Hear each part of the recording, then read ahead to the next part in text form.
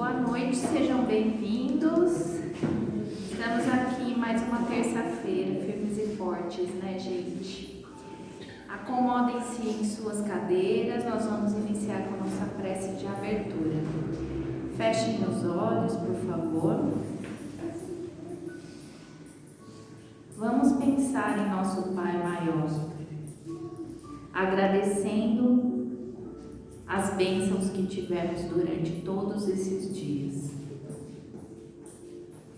Agradecendo também as bênçãos que teremos no restante dessa semana.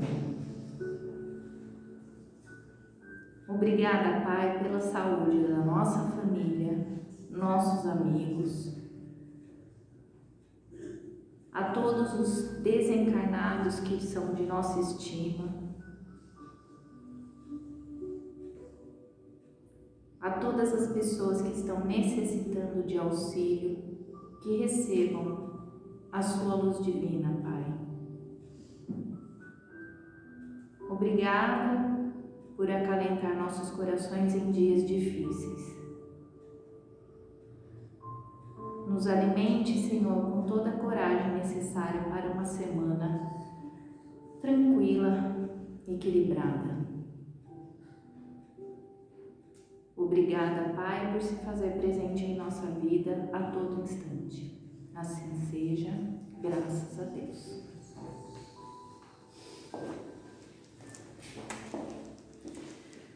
Bom, gente, boa noite a todos. E o Evangelho de hoje é baseado em algumas conversas que ultimamente ando tendo, que eu tenho tido com algumas pessoas. E diante dessas conversas, com as pessoas que eu tenho falado, eu tenho percebido um certo abatimento causado por uma espécie de desesperança. Eu acho que são tantos acontecimentos ao nosso redor que essa questão de angústia e de cansaço tem se tornado mais frequente, nos pensamentos e na forma também de olhar a vida e o mundo. E aí uma das perguntas mais frequentes que eu vejo que a gente tem feito ultimamente é: o que é esse sofrimento todo que a gente está vivendo? E talvez essa seja uma pergunta muito importante para a gente estar fazendo. Então chega um ponto do amadurecimento da alma que ela começa a buscar respostas, a querer entender as coisas, olhar além. E aí, sendo bem franca, ultimamente eu não tenho conhecido nenhuma esfera da vida do ser humano que não tenha causado algum tipo de sofrimento ou dor, quando a gente olha as pessoas ao nosso redor. Parece que a gente está vivendo uma relação muito íntima com essa coisa do sofrimento, Então as pessoas sofrem porque estão sozinhas, ou sofrem porque estão com alguém, sofrem porque têm filhos, ou sofrem porque não têm, sofrem pelo trabalho ou pela ausência do trabalho, ou sofrem alguns por uma questão financeira muito alta, outros pela ausência da questão do dinheiro, E a lista é longa, A gente tem sofrido pela política, pela segurança, pela educação, Ou seja, até pelo esporte. Então a gente se questiona, onde que está a paz? Então assim, vocês já se questionaram sobre isso? Onde que está essa sensação de calma, de tranquilidade, de paz? Então a proposta para esse encontro de hoje é refletir sobre isso, ter um momentinho na semana para dar um início a essa reflexão, sobre a calma, sobre a paz, sobre a serenidade, e principalmente sobre a esperança. E aí o curioso é que todas essas questões, elas começam com um ponto em comum, que é a fé, é a origem de tudo. Então tem um yogi e escritor indiano chamado Sadhguru, talvez algum de vocês já tenham visto algum vídeo dele na internet, que embora seja assim muito complexo, ele fala de um jeito muito simples, E aí ele fala assim, ele afirma: o ser humano ele sofre porque ele está meio vivo, ele não está vivo inteiro, ele só está metade, por isso que o ser humano sofre, E dentro desse estado de ser meio ser, o ser humano ele desenvolve uma necessidade de buscar prazer a todo custo. E aí ele diz que quando um ser humano ele está inteiro, ele não sente mais necessidade de prazer. Ele fala: o prazer ele só existe na alma quando o ser humano vive pela metade. Né? E o curioso é que o prazer, ele ofusca a nossa capacidade de aprofundar na gente. Então eu busco sensações externas, atividades que me entorpecem ou que me hipnotizam, como a televisão, o celular, né? Ou seja, eu busco preencher, me distrair a todo custo. Né? E nesse estado de constante busca, eu não me penso. Né? E não me pensando, não me conhecendo, eu vou sentir dor. Né? Então a dor é consequência desse processo. Então toda vez que a gente não se assume como inteiros, a gente sofre. E tem muita coerência nisso, né? Porque a gente sofre porque a gente não se conhece, e como a gente não se conhece, a gente duvida. Duvida da nossa capacidade, da nossa fortaleza, da nossa grandeza. Então há muitos séculos atrás, Jesus afirmou, né? Vós sois deuses, podeis fazer tudo o que eu faço e muitas outras coisas. Mais de 2000 anos isso. E essa frase ela ainda só percorre a nossa mente, não caiu aqui no coração ainda. Né? Então esse campo fértil ainda não desabrochou de que nós somos deuses. Né? E Jesus falou isso. Né? Então como a gente duvida, a gente fica descrente, né? Do que a gente é, dessa capacidade, e descrente das leis que regem a nossa existência. E como somos regidos pela lei de progresso, pela lei de amor, vai chegar um momento, né, onde a gente começa a compreender e sentir, né, que essa constante busca de preencher aqui dentro com algo externo não vai dar certo. Então, assim, um dia a gente chega nessa condição. Não vai trazer, as coisas externas não vão trazer a calma, a paz, que hoje a gente já sente como uma grande necessidade, por isso que a gente sente angústia. Né? Então a paz e a calma, ela não vai vir com a política X, Y ou Z, não vai vir com o relacionamento, não vai vir com dinheiro, não vai vir com status, ou seja, não vai vir com nada que é do mundo. Né? Porque as coisas externas pertencem ao mundo e não à alma. A paz e a calma, elas vão vir quando a gente sentir, não pensar, sentir que nós pertencemos a Deus, né? E que a vida, num todo, é regida por Deus. Nessa hora a gente para de brigar, né? A gente vai parar de fazer birra ou até mesmo de imaginar que a gente tem o controle de alguma coisa. Então, pela filosofia, a Lucilena Galvão, ela fala muito isso. Ela diz assim, olha, entenda que a vida, ela é sábia, ela sabe mais que você. Então você nunca vai conseguir controlar a vida que te leva. Né? E quanto mais a gente aceitar isso, melhor vai ser para a gente mesmo. Né? Então, né, a paz, né, e a calma, ela vai entrar exatamente nessa questão. Né? E aí a gente lembra de Paulo de Tarso, né, quando ele está a caminho de Damasco, ainda como Saulo, né, que daí ele vê a figura, né, o clarão de Jesus, e aí ele questiona, né? Jesus, o que queres tu que eu faça? Né? E essa posição é a nossa próxima estágio. Quando a gente chegar nessa condição de, ok, Deus ou Jesus, o que eu tenho que fazer? Não é mais o me abasteça, me ofereça, me oferte, me inclua. Não, é eu que saio do meu mundo e entro nessa esfera. Né? Então nós iremos decidir se a gente vai continuar meio vivo ou vivo inteiro. No momento que essa nossa alma se conectar com essa verdade de que pertencemos a Deus, a gente não vai ter mais medo de absolutamente nada, nem da morte. A gente não vai mais achar que o mal está ganhando, que ele é mais forte ou coisas do tipo, né? Como eu tenho ouvido tanto de algumas pessoas. Certo dia eu estava conversando com uma pessoa, né, e ela me disse o seguinte, né, que ela chegou finalmente numa percepção. Ela falou, Cris, eu entendi uma coisa muito séria. Ela falou, e percebi o seguinte, que o único pedido que eu posso fazer a Deus ou a Jesus era de que eles me ajudem a não pedir mais nada. Aí eu falei, curiosa essa linha de raciocínio, né? Então essa pessoa ela me disse que havia compreendido que finalmente ela era muito pequena para ter condições de pedir qualquer coisa. Ela falou, eu não sei pedir. Tudo que eu peço são coisas externas. Então, mesmo que eu peça saúde, que eu peça, sei lá, um trabalho melhor, que eu peça uma coisa, tudo isso são coisas externas. Eu não sei se é esse o caminho que a minha alma tem que seguir, né? Se tendo essas coisas eu vou desenvolver o que eu me propus a desenvolver enquanto espírito, né? Então, ela falou, qualquer coisa que eu poderia pedir poderia ser consequência da ilusão e da fantasia da matéria, né? Então, como ela falou assim, como eu não sei o que a minha alma, o meu espírito precisa, a única coisa que eu sei é que os meus pedidos podem atrapalhar isso que a minha alma precisa. Então, eu prefiro não pedir mais nada, deixa quieto. Eu falei, faz sentido, né?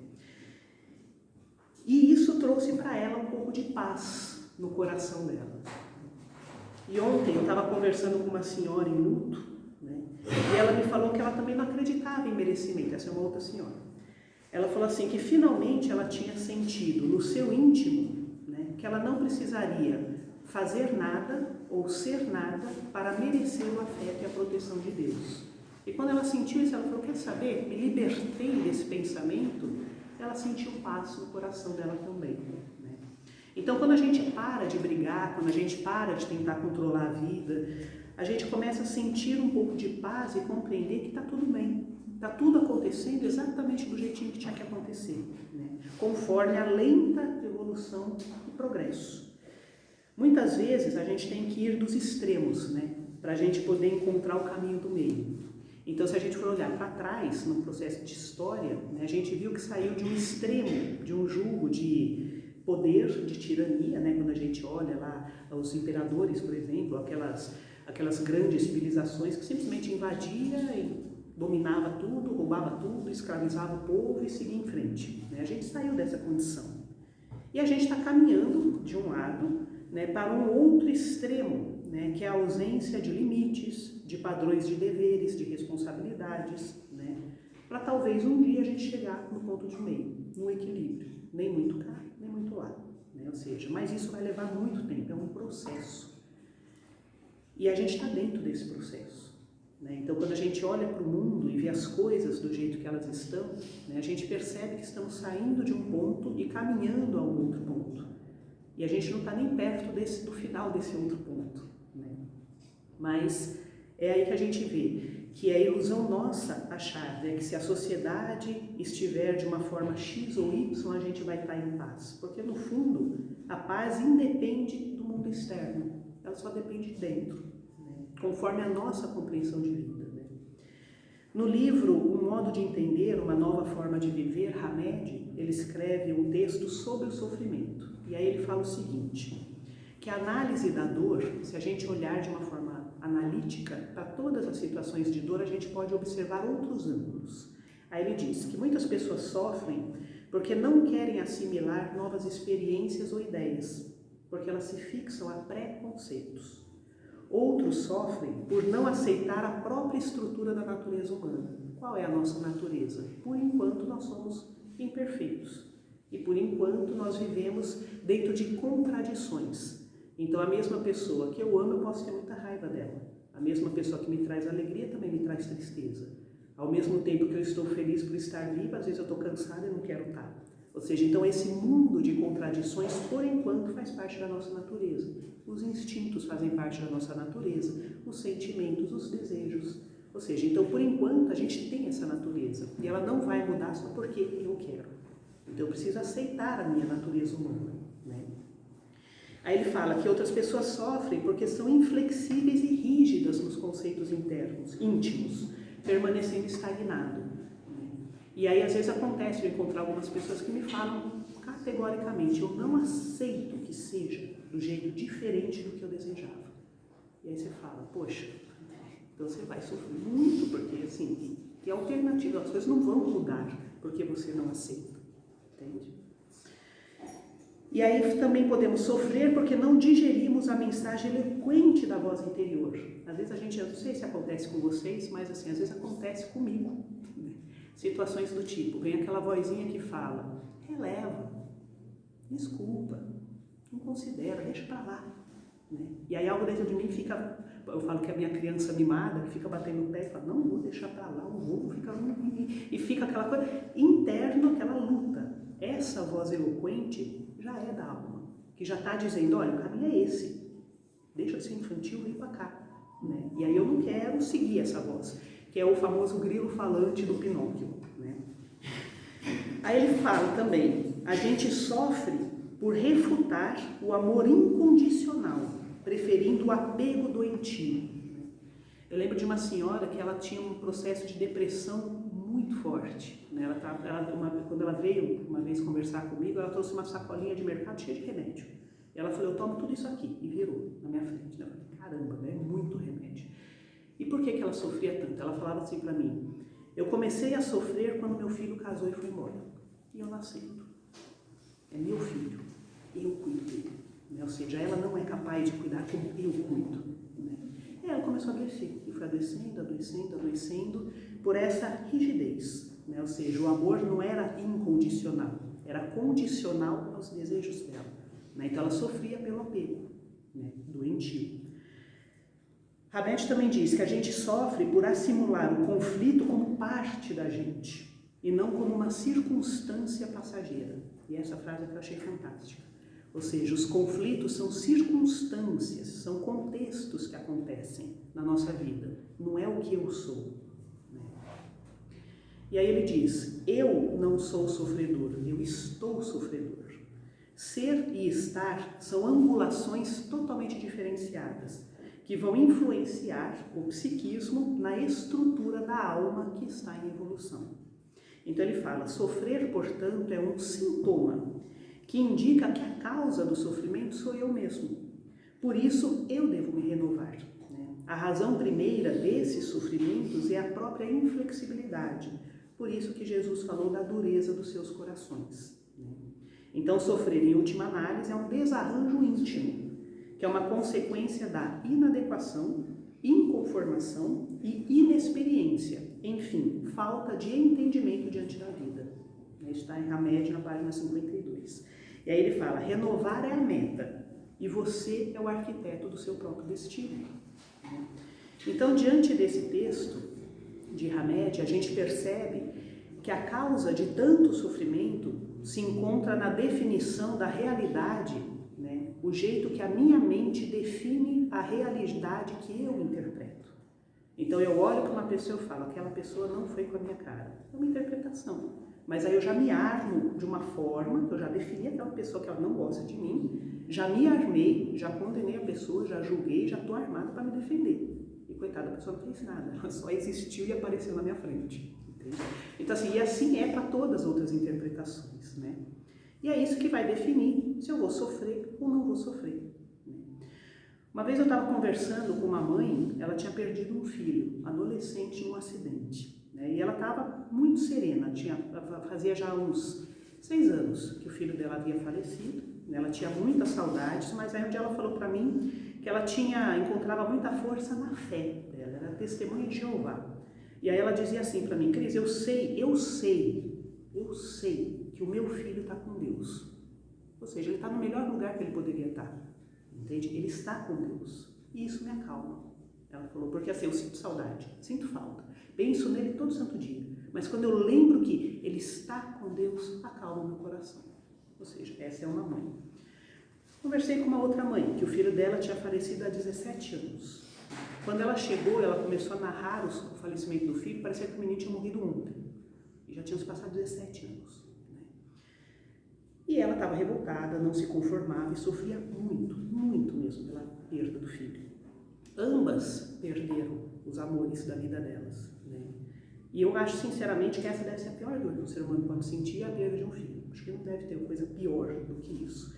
Porém, diante da mesma provação, elas se comportavam de forma totalmente diferente. E por quê? Né? Pela fé. A fé sentida, a fé coerente, né? A fé razão. Então essa mãe, né, da Testemunha de Jeová, ela falava sempre, né? Eu sei, ele está com Deus. Né? E ela amava, sentia saudade, mas o coração estava confortado. Né? Joana de Ângeles, no livro Vida Plena, ela diz o seguinte, nunca percas a esperança. E ponto. É para qualquer coisa. Né? Não percas a esperança. Haja o que houver, permaneça confiando. Se tudo estiver contra, e o insucesso te ameaçar com o desespero, ainda aí espera a divina ajuda. Somente nos acontece o que será melhor para nós. A lei de Deus é de amor, e o amor tudo pode e tudo faz.